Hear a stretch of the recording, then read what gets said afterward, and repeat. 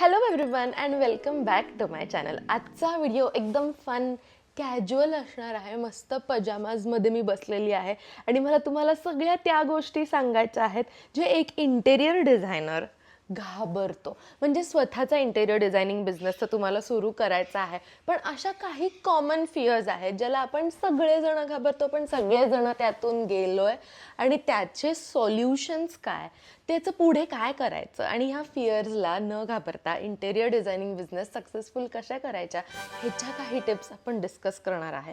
तर मस्त चहा कॉफी ड्रिंक सगळं घेऊन बसा आणि हा व्हिडिओ आता आपण सुरू करूया. सगळ्यात पहिलं, fear of not getting clients. जर कोणी मला हायरच नाही केलं तर काय होईल, कोणाला मला क्लायंट्स मिळतील का, प्रोजेक्ट्स मिळतील का, ह्या गोष्टींमधनं मीही गेली आहे. सगळे इंटेरियर डिझायनर्स जातात. तर सुरुवातीला छोटे छोटे प्रोजेक्ट घ्यायला सुरू करा. आता क्लायंट्स कुठून मिळवायचे, तर फॅमिली फ्रेंड्स ह्यांचे छोटे छोटे प्रोजेक्ट्स असतात बघा.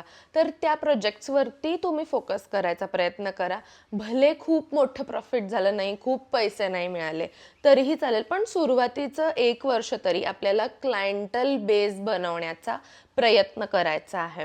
तर त्याच्यासाठी म्हणून एफर्ट्स घ्या. छोटे छोटे प्रोजेक्ट्स 1 BHK, एखादं किचन, एखादी रूम डिझाईन करायला सुरुवात करा.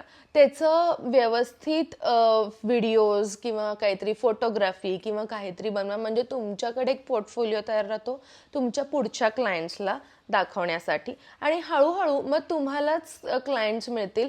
छान काम करा, एकदम ट्रान्सपरंट राहा क्लायंट्ससोबत, व्यवस्थित त्यांना सगळ्या गोष्टी समजवा, म्हणजे ते परत तुमचा रेफरन्स दुसऱ्याला देतात. जर काम चांगलं झालं, आवडलं, त्यांना ते वर्थ इट वाटलं तर नक्कीच ते रेफरन्सेस देत. Second, fear of competition. I know की आता इंटेरियर डिझायनिंग फील्डमध्ये खूप जास्त कॉम्पिटिशन आली आहे आणि त्यामुळे आपण सगळेजण घाबरतो की करू का नाही, परत चालू करू का नाही, परत पडले तर काय होईल, मग आता कसं करायचं, काय करायचं. तर गाईज, एक गोष्ट तुम्हाला, ही एक्सरसाइज मीही केलेली जेव्हा मला पण हा प्रश्न आलेला, कारण इतकी कॉम्पिटिशन की एक्झिक्युशनचे प्रोजेक्ट्सच मिळत नाही, क्लायंट्सच मिळत नाही, किंवा ऑलरेडी एक्झिक्युशनचे एक्सपर्ट्स आहेत, मग आपण काय नवीन करणार आहे. तर तेच आपल्याला शोधायचं आहे.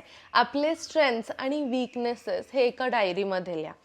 लेट्स से की तुम्हाला स्टोरी टेलिंग मध्ये जर जास्त तुमची इंटरेस्ट असेल तर तुम्ही स्टोरी टेलिंगनी क्लायंट्सला एक्सप्रेस करू शकता तुमच्या मनामध्ये डिझाईन काय आहे. तर प्रत्येक एका इंटेरियर डिझायनरची एक ती प्लस क्वालिटी असते, जेणेकरून तुम्ही इंटेरियर डिझायनर्सला अप्रोच होता किंवा ते तुम्हाला आवडतात आणि तुम्हाला असं वाटतं की ते प्रोजेक्ट, आपलं प्रोजेक्ट तुम्ही त्यांना द्यावं. तर तुमच्याकडे अशी कुठली स्ट्रेंथ आहे आणि त्या स्ट्रेंथवरती काम करायला सुरू करा. फॉर एक्झाम्पल, माझ्याकडे जर तुम्ही बघितलं तर कम्युनिकेशन स्किल्स आहेत, किंवा मार्केटिंगची स्किल्स आहेत, किंवा लेट्स से डिझायनिंग मला करायला खूप आवडतं. तुम्हाला काय आवडतं आणि तुम्ही बोर होणार नाही.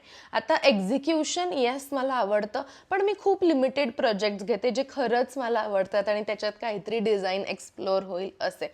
पण आता तुम्हाला जर एक्झिक्युशन आवडत असेल तर तुम्ही एक्झिक्युशनमध्ये तुम्ही काय स्पेशल देऊ शकाल, तुमची स्पेशालिटी काय आहे.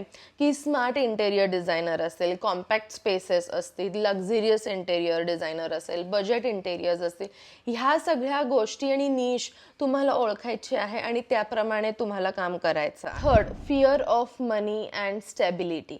तर हे प्रत्येकाला असतं आणि मलाही हे होतं बरं का. जेव्हा मी जॉब करत होते तेव्हा I was like very chill की हां, एवढे एवढे पैसे मला अकाउंटमध्ये मिळत आहेत. पण जेव्हा मी फ्रीलान्सिंग करायचा विचार केला, मी एवढी घाबरलेले की मी तो जॉब, मला इतका त्रास देत होते ते एक तर जॉबवाले, पण तो सगळा त्रास घेऊनही मी सोडू शकत नव्हते just because of fear of money. की मी परत फायनान्शियली स्टेबल होऊ शकेल का नाही, मी फ्रीलान्सिंग नीट करू शकेल का नाही, बिझनेस नीट चालला नाही तर काय करायचं, परत जॉब मिळणार नाही, परत शून्यातनं सुरू करायला लागेल.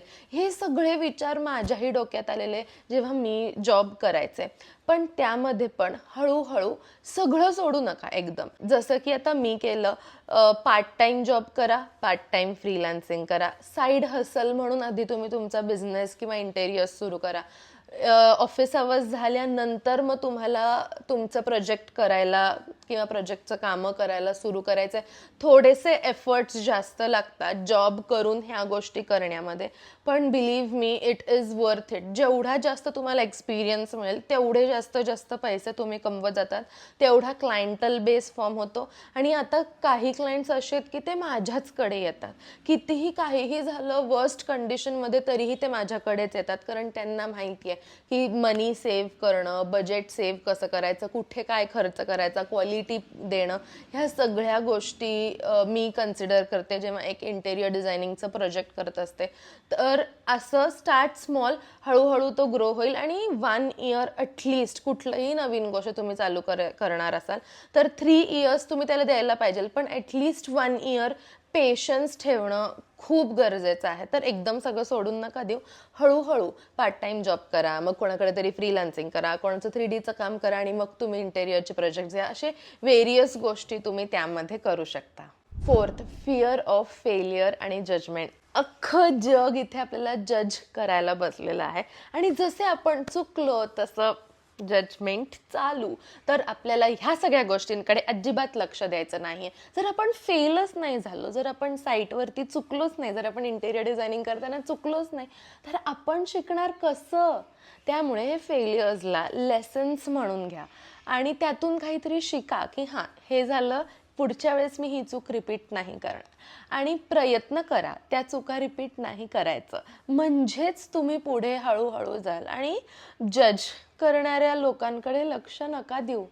जे आपल्याला मोटिवेट करतायत, जे आपल्याला मदत करतायत आपल्या इंटेरियर डिझायनिंग बिझनेससाठी, त्यांच्याकडे लक्ष द्या ना. जजमेंटल लोक जे आपल्याला निगेटिव्हिटी देत आहेत त्यांच्याकडे कशाला लक्ष देत आहे? आपल्या इंटेरियर डिझायनिंग कम्युनिटीमधल्या लोकांकडनं मदत घ्या, त्यांच्याशी बोला. जसं आता मी पण 1 to 1 ऑनलाईन कन्सल्टेशन्स घेते, ज्याच्यामध्ये मी स्वतःच्या एक्सपिरियन्समधून जेन्युइनली मला जे वाटतं समोरच्यासाठी ते शेअर करते. आणि तुम्हाला हे 1 to 1 ऑनलाईन कन्सल्टेशन 45 मिनिट्सच असतं, ज्याच्यामध्ये तुम्ही आणि मी दोघंच जण असतो ह्या कन्सल्टेशन कॉलमध्ये. आणि तुम्हाला काय काय गोष्टी अडल्या आहेत, नाही जमत आहेत, करिअर रिलेटेड असेल, इंटेरियर डिझाईनच्या प्रोजेक्ट रिलेटेड असेल, तुम्हाला एक इंटेरियर डिझायनर सापडत नाही आहे, तुम्हाला शोधायचा आहे, किंवा प्रोसेस कशी असते, काय असते, ह्या सगळ्या गोष्टी, ब्रेक झालेला आहे किंवा परत एकदा चालू करायचं आहे करिअर, ह्या सगळ्या गोष्टींमध्ये मी मदत करत असते.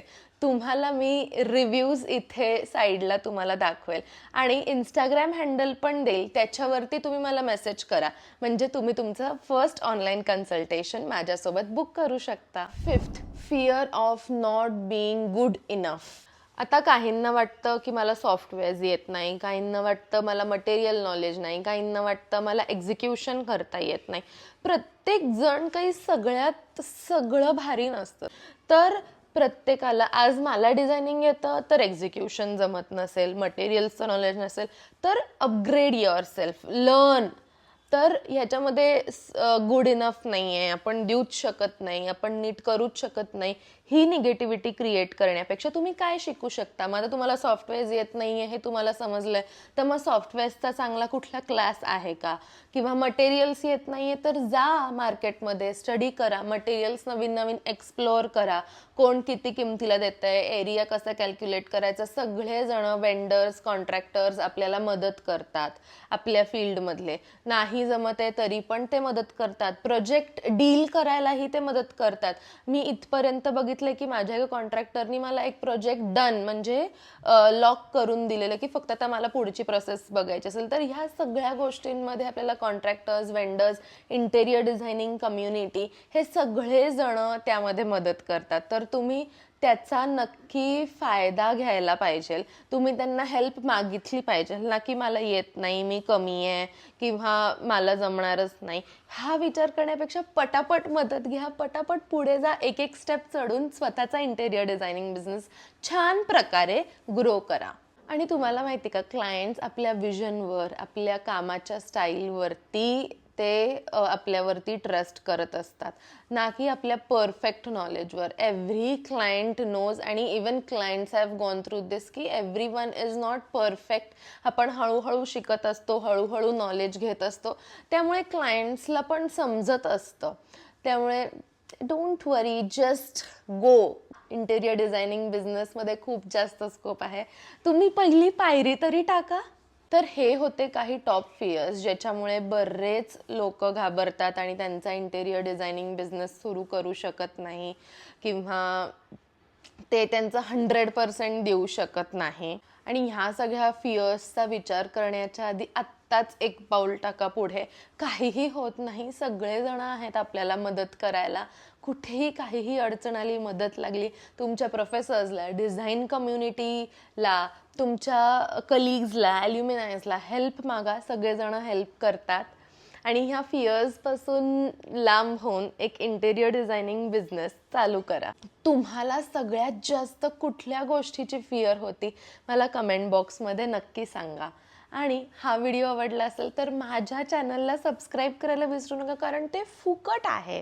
तुम्हाला फक्त सबस्क्राईबचं बटन दाबायचं आहे, खाली बेल आयकॉनचं बटन दाबायचं आहे, म्हणजे जेव्हा केव्हा मी नवीन व्हिडिओज टाकेल तुम्हाला त्याचं नोटिफिकेशन येईल. आणि अजून असाच छान छान इंटेरियर डिझायनिंग आणि व्लॉग्स वेगळे वेगळे तुम्हाला बघायला मिळतील. See you in the next video. Bye bye. Next video तुम्हाला कुठला हवा आहे हेही तुम्ही कमेंट करून सांगू शकता, म्हणजे नेक्स्ट टाइम मी तुम्हाला आवडेल तो व्हिडिओ बनवेल.